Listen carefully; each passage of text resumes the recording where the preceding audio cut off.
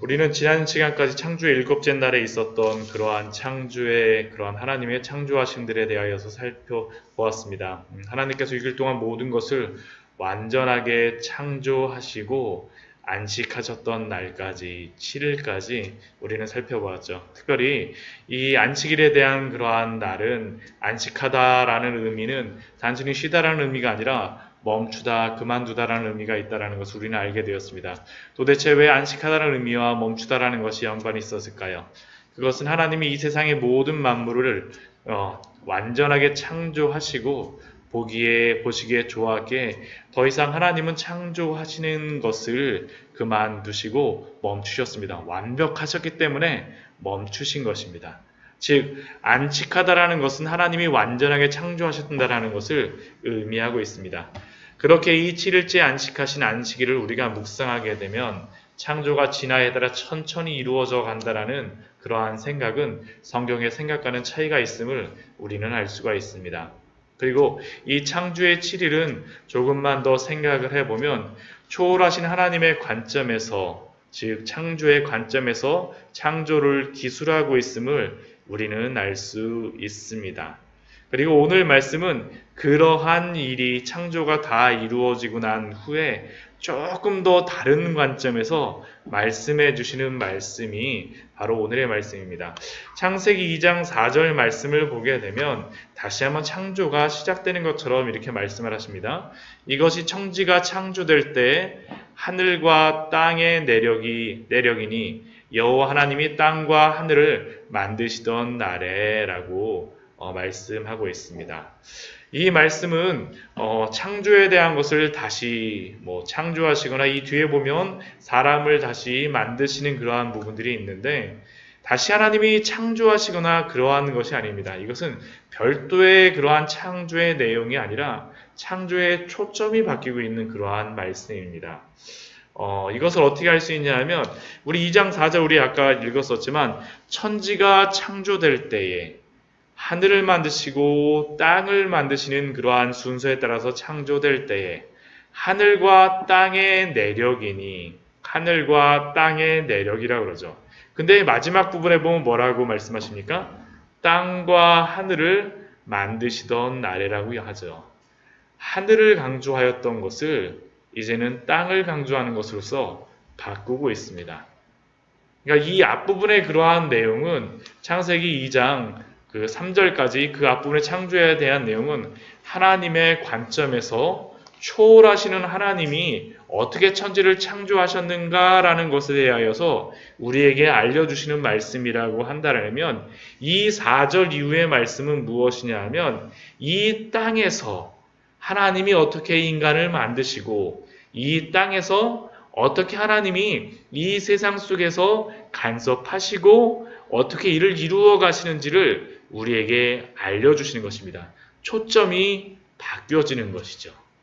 또한 우리가 이거 알 수 있는 게 무엇이냐면 하늘과 땅의 내력이라고 하는데 이 내력이라고 하는 것은 창세기를 보게 되면 10개의 내력이 나옵니다. 내력. 이게 히브리어로는 톨레도시라고 이야기를 하는데 이게 그 족보라든가 어떤 출생이라든가 2장 4절에서는 내력이라고 이야기하였지만 이 뒤에 보게 되면 5장 1절 말씀 같은 경우는 아담의 계보가 이러하니라 6장에서는 노아의 족보가 일어나니라 뒤에 보면 야곱의 자손이 일어나니라 이런 식으로 다 해갖고 어떠한 그 사람의 어떤 기준을 중심으로 다 해서 그 이후에 생겨나는 그러한 자손들 아니면 그 사람의 일생에 대한 그러한 것들이 기술되고 있습니다. 그리고 또한 이것이 어떠한 이야기가 전환될 때 이렇게 족보, 출생, 내력이라고 하는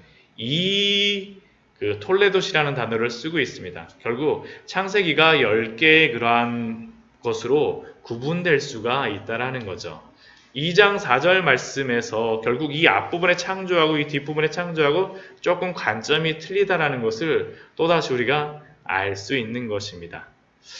근데 여기서 우리가 또 하나 주의해야 될 그러한 단어가 있는데 그것은 무엇이냐 하면 구가 있습니다. 그것은 무엇이냐면 여호와 하나님이라는 겁니다. 여호와 하나님. 우리 창세기 1장 1절서부터 2장 3절까지를 보면 여호와라는 말이 나오지를 않습니다.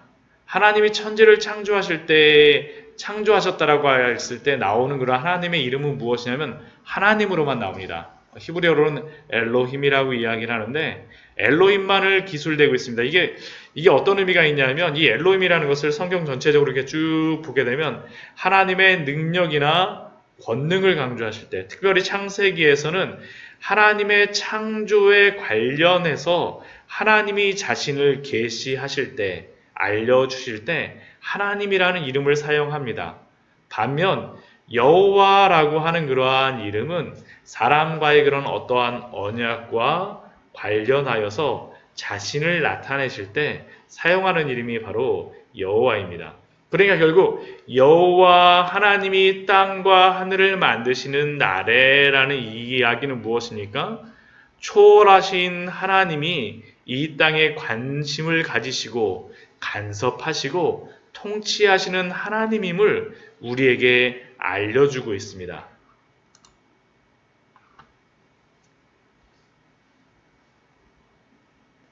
즉, 우리가 이것에 대해서 하나님에 대한 이러한 여호와와 또한 하나님, 초월에 계신 하나님과 또한 내재에 계신 하나님에 대하여서 우리가 아는 것이 우리의 신앙에도 굉장히 중요합니다. 왜냐하면 우리가 하나님에 대하여 알 때 단순히 초월하신 하나님, 권능의 하나님, 능력의 하나님만 알면 어떻게 되겠습니까?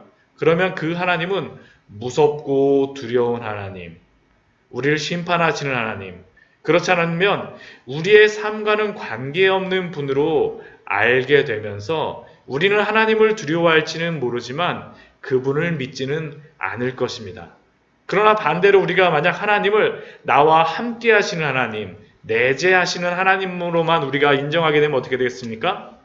하나님을 경외하며 예배하며 그 앞에 엎드리는 자가 아니라 오히려 하나님을 우리의 필요를 채워주시는 분으로만, 우리의 어떠한 이해관계를 위하여서 도와주시는 분으로만 우리는 이해할 수 있다는 것입니다. 결국 그렇게 되면 알라딘의 마술램프에 나오는 지니와 같이 나의 필요를 채우시는 분으로 하나님을 값싸게 여길 수가 있는 거죠.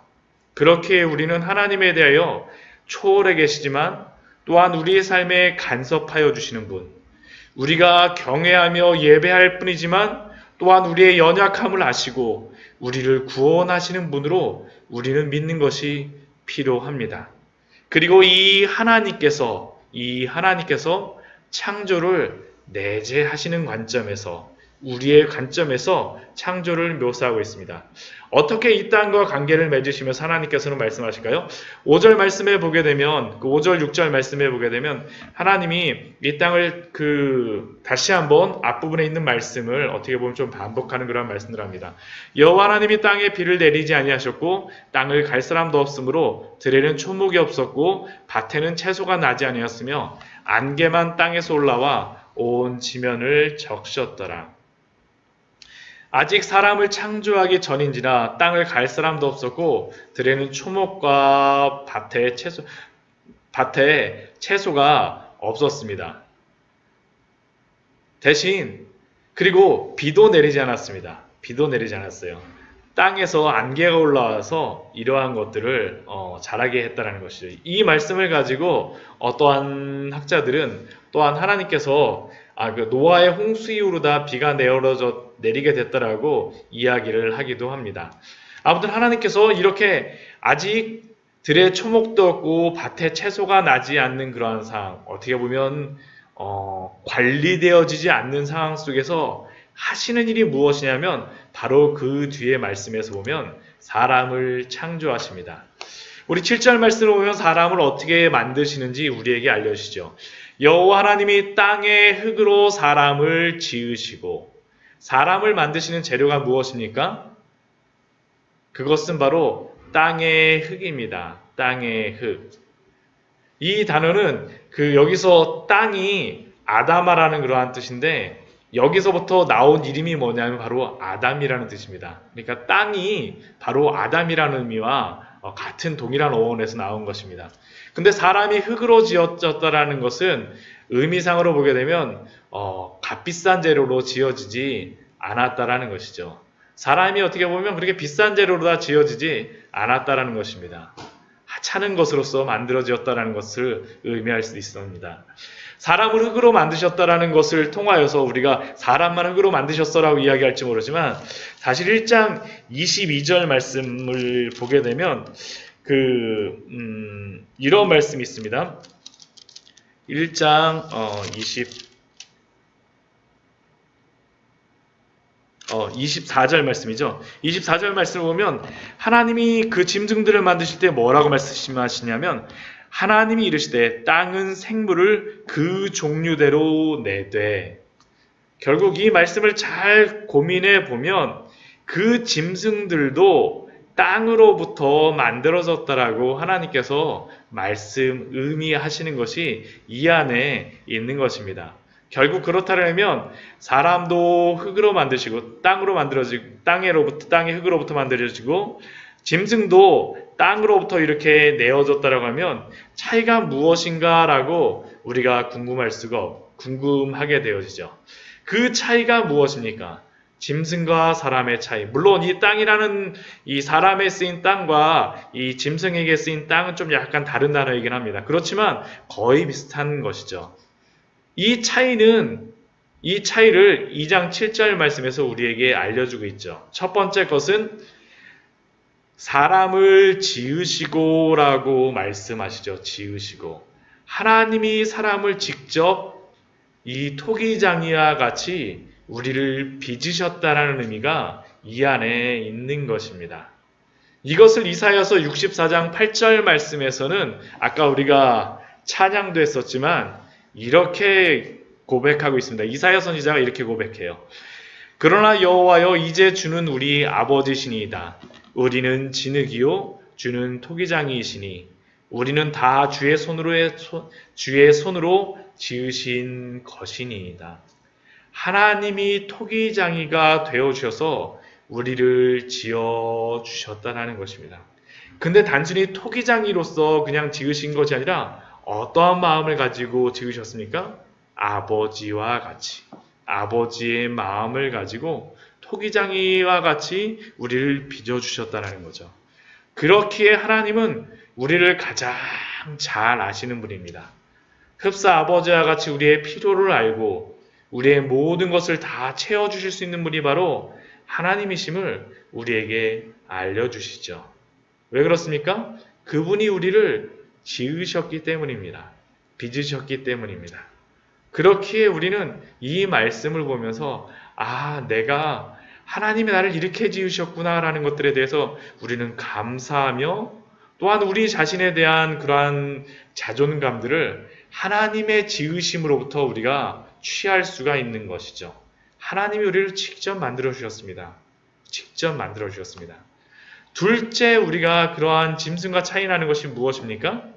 우리 그 뒤에 보면 나오죠. 생기를 그 코에 불어 넣으시니.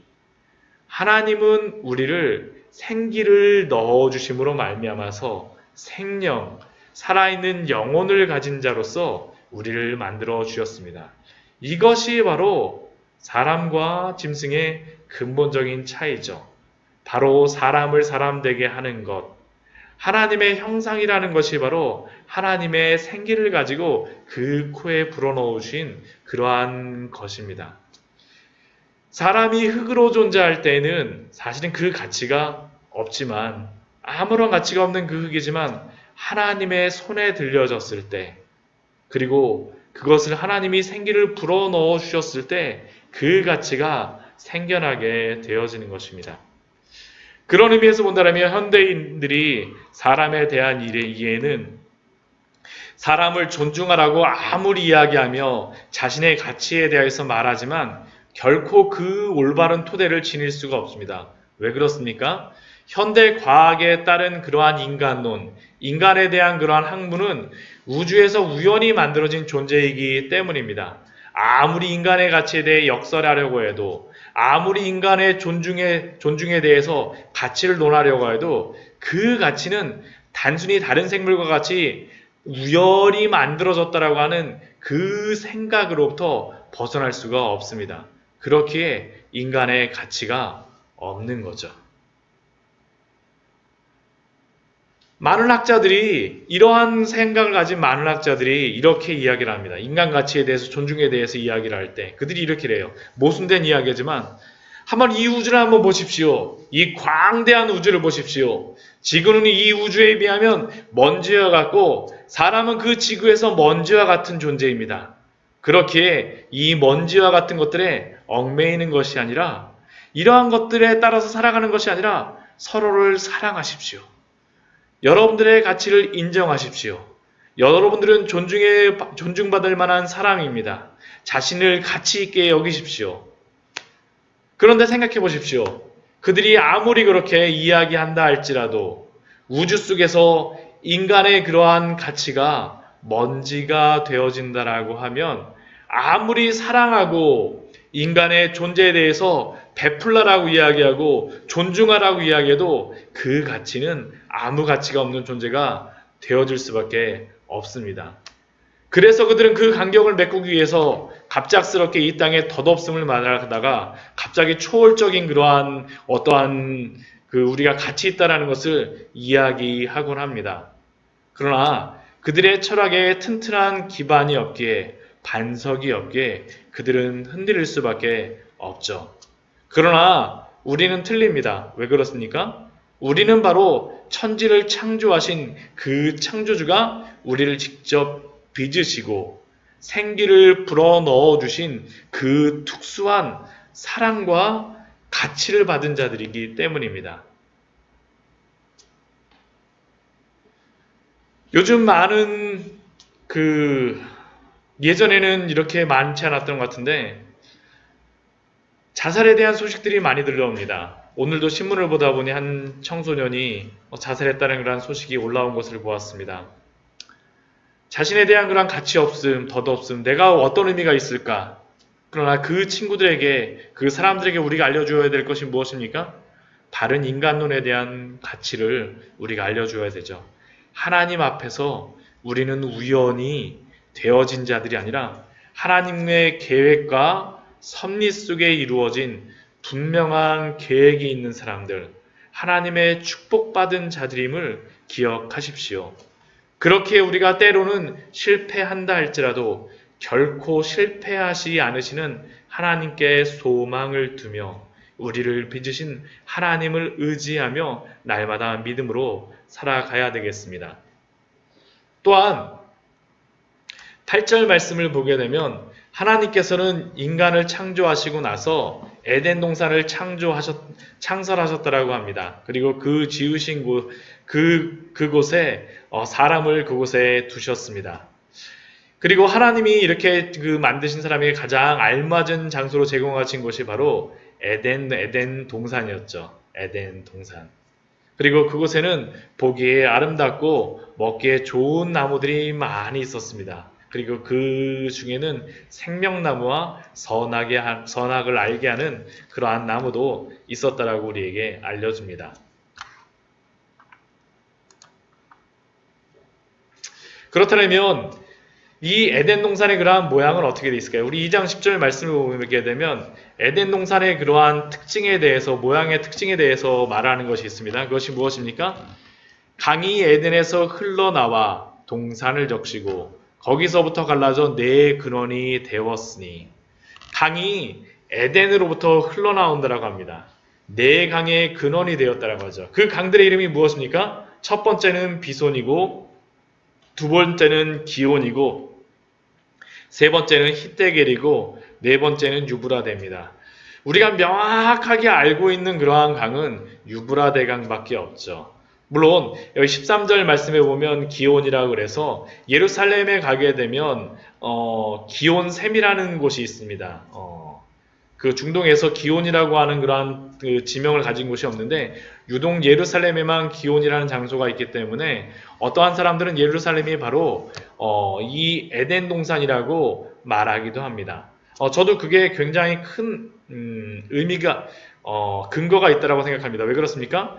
예수님이 십자가에 못 박히신 곳이 바로 예루살렘이었기 때문이죠. 그런데 그 부분에 대해서 성경이 분명하게 이야기하지 않기 때문에 거기에 대해서 명확히 이야기할 수는 없지만 그러나 이 강이 무엇인가라는 것들에 대해서 우리가 성경 전체적으로 한번 보게 되면 우리가 유익을 얻을 수 있습니다. 우리 2장 10절 말씀에 보면 강이 에덴으로부터 흘러나왔다라고 이야기하는데 이 강이 흘러나왔다라는 것이 무엇을 의미할까요? 우리 요한계시록 우리 한번 말씀을 한번 찾아보도록 하겠습니다. 요한계시록 22장 말씀입니다. 요한계시록 22장 1절에서 2절까지의 말씀 우리 한번 같이 한번 보도록 하겠습니다. 이 강이 무엇을 이야기하는 건지 요한계시록에서 우리에게 또한 말해주고 있는 그러한 부분이 있습니다. 요한계시록 22장 1절에서 2절 말씀입니다. 요한계시록 22장 1절에서 2절 우리 같이 한번 읽어보도록 할까요? 22장 1절에서 2절입니다. 요한계시록 또 그가 수정같이 맑은 생명수의 강을 내게 보이니 하나님과 그 어린 양의 보호자로부터 나와서 길 가운데로 흐르더라. 광 좌우에 생명나무가 있어 12가지 열매를 맺되 달마다 그 열매를 맺고 그 나무 잎사귀들은 만국을 치료하기 위하여 있더라. 우리는 에덴 동산이 어디에 있었는지 지금은 명확하게 알 수도 없고 그곳의 모습이 어떠했는지는 알 수 없지만 그러나 마지막 때 새 하늘과 새 땅이 임할 새 예루살렘의 모습을 말할 때 맑은 생명수의 강이 어디로부터 나온다라고 이야기합니까? 하나님과 및 어린 양의 보좌로부터 나온다라고 우리에게 알려주고 있습니다. 즉 하나님과 예수 그리스도가 바로 생명수의 출처입니다. 또한 예수님께서는 요한복음 7장 말씀에서 우리에게 생명수에 대해서 이렇게 말씀하시죠. 명절 끝날 곧 큰 날에 예수께서 서서 외쳐 이르시되 누구든지 목마르거든 내게로 와서 마시라. 나를 믿는 자는 성경의 이름과 같이 그 배에서 생수의 강이 흘러나오리라. 예수님은 목마른 자들, 그러한 자들에게 나에게 와서 마시라고 말합니다. 왜 그렇습니까? 예수 그리스도가 바로 생수의 근원이요 출처가 되시기 때문입니다. 그렇기에 우리는 더 이상 에덴 동산의 그 내강의 출처가 어디인지 궁금해하는 것이 아니라 예수 그리스도께 달려가서 그 생수를 마셔야 합니다. 그리고 이렇게 그리스도가 주시는 그 생수, 성령이라고 기록되어 우리 요한복음 7장에서는 그것이 성령이라고 기록되어져 있는데 성령을 통하여 우리에게 부어주시는 그 복음의 말씀을 우리는 또한 교회에서 마셔야 합니다. 그리고 그것으로 인해서 우리의 가라앉은 영혼을 채워야 합니다. 이것이 바로 이 땅에서 천국을 살아가는 자들, 에덴 동산을 살아가는 자들에게 특권인 줄 믿습니다. 지금도 우리에게 에덴 동산에서 이 강들이 흘러나오고 있는 것입니다. 예수 그리스도를 통하여서 이것들을 마음껏 마시고 그 가람을 채우시는 우리 성도님들 되시기를 축원드립니다. 또한 우리 15절 말씀을 보게 되면 우리 여호와 하나님이 그 사람을 이끌어 에덴 동산에 두어 그것을 경작하게 하며 지키게 하시고라고 말씀하십니다. 사람을 만드시고 나서 에덴 동산으로 이끌어 오시죠. 그리고 그것을 경작하며 지키게 하십니다. 이것은 흡사 사람을 지으시고 나서 땅을 정복하고 다스리라고 말씀하셨던 그 앞에 1장의 말씀을 우리에게 떠오르게 하죠. 그러나 에덴 동산에서 그에게 주신 일은 정복의 의미나 다스림의 의미보다는 경작한다는 의미. 이 경작한다는 의미는 에베드, 일한다라는 의미가 이 안에 있습니다. 일한다라는 의미입니다. 일한다라는 의미. 즉 사람은 하나님이 창조하신 그 피조물을 잘 다스림으로 일하는 것이 필요하다라는 겁니다. 아까 2장 5절 말씀에서 여호와 하나님이 땅에 비를 내리지 아니하셨고 땅을 갈 사람도 없었으므로 들에는 초목이 없었고 밭에는 채소가 나지 아니하였다라고 우리 읽었었는데 땅을 갈 사람도 없고 밭에 채소가 없었을 때 그러한 때 하나님께서는 사람으로 하여금 이러한 피조물을 잘 다스리고 질서를 잡아가고 일하고 가꾸고 지키라고 이 에덴 동산에 그를 부르신 것입니다. 그리고 이렇게 일하는 것은 그의 의무이자 한편으로는 특권이라는 것을 우리에게 알려주십니다. 그런데 이것이 우리에게 굉장히 중요합니다. 사실은 우리가 일하는 것에 대하여서 일을 우리는 저주로다 생각할 때가 있습니다. 왜 그러냐면 창세기 3장 19절 그 17절 말씀을 보게 되면 어떠한 말씀이 나오냐면 아담이 아내의 말을 듣고 그 범죄함으로 말미암아 땅은 너로 말미암아 저주를 받고 너는 내 평생에 수고하여 내 그 소산을 먹으리라. 그 19절 말씀에 보면 또 뭐라고 말씀하시냐면 내가 흙으로 들어갈 때에 얼굴에 땀을 흘려야 먹을 것을 먹으리니 내가 그것을 취함을 입었음이라. 너는 흙이니 흙으로 돌아갈 것이니라 하시니라. 우리는 이 3장의 말씀을 보면서 인간이 범죄함으로 말미암아 그 저주에 대한 벌로서 가시덤불과 엉겅퀴와 싸우면서 먹을 것을 먹기 위해 땀을 흘려야 되는 것으로 우리는 일에 대하여서 이해하고 있지만 사실은 일이라는 것은 아담을 지으시고 주신 축복입니다. 일하는 것이 바로 우리로 하여금 이 땅을 다스리게 만드시는 그러한 방법입니다. 그렇게 우리는 일하는 것들을 축복으로 여기며 우리에게 맡겨진 일들에 대하여서 자랑스러워하며 부지런히 행해야 합니다. 왜 그렇습니까? 일하는 것은 저주로부터 온 것이 아니라 하나님이 인간을 창조하시고 다스리시며 정복하는 일로서 우리에게 주신 것이기 때문입니다. 그래서 우리는 일할 때도 부지런히 충성을 하며 각자에게 맡겨주신 일에 대하여서 하나님의 청지기로서 충성을 다해야 합니다. 충성을 다해야 합니다. 그래서 우리는 자신에게 맡겨주신 일에 대하여 하나님이 허락하여 주신이라는 그러한 소명의식을 가져야 됩니다. 우리가 일에 대한 그러한 소명의식이 바로 여기로부터 나오는 거죠. 여기로부터 나옵니다.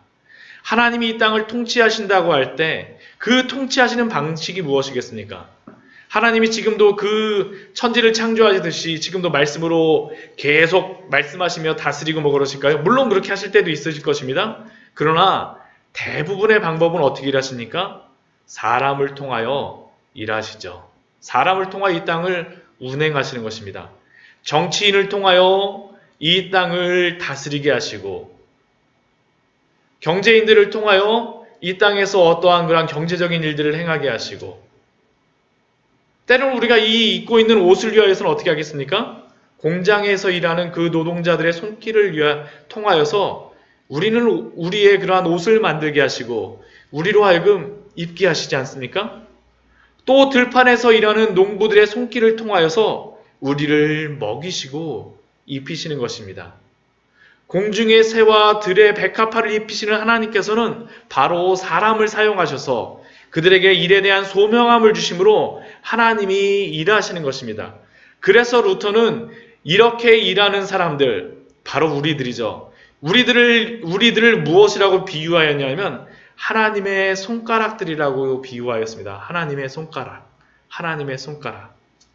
하나님은 이 세상에 당신의 뜻을 펼치시기 위하여서 우리를 이 땅에 보내셨습니다. 그렇게 우리의 그러한 일의 가치들, 우리가 하고 있는 일들에 대하여서 자랑스러워 하십시오. 하나님이 우리를 하나님의 손가락으로 지금도 사용하고 계시는 것입니다. 사람의 인정과 칭찬에서 어떠한 우리의 일의 가치를 찾는 것이 아니라 우리의 일의 가치도 하나님으로부터 찾을 것을 우리에게 말씀하여 주고 계신 것입니다. 사랑하는 성도 여러분, 우리에게 맡겨준 일주일 동안의 그러한 삶들, 주일에 우리가 하나님을 예배하지만 나머지 6일 동안 어떻게 살아야 되겠습니까? 하나님의 손가락으로 곳곳에서 기쁨으로 충성하십시오. 그리고 이것이 바로 에덴 동산을 창설하시고 그곳에 사람들을 보내신 이유입니다. 어쩌면 우리들을 이곳에 보내신 것은 하나님의 손가락으로 충성하게 하심으로 말미암아 당신의 에덴 동산을 또한 만들어갈 것을 우리에게 명령하시는 것인 줄 믿습니다. 말씀을 정리하도록 하겠습니다. 하나님께서 우리를 창조하시고 우리를 빚으시고 우리를 생기를 불어넣으심으로 말미암아서 우리를 만들어 주셨습니다.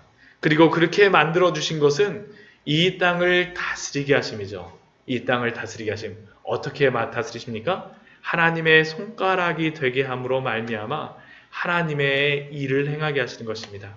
그렇게 그 하나님의 손가락들로서 오늘도 감사하며 우리가 있는 곳을 에덴 동산으로 잘 경작하며 지키시는 우리 성도님들 되시기를 축원드립니다. 같이 우리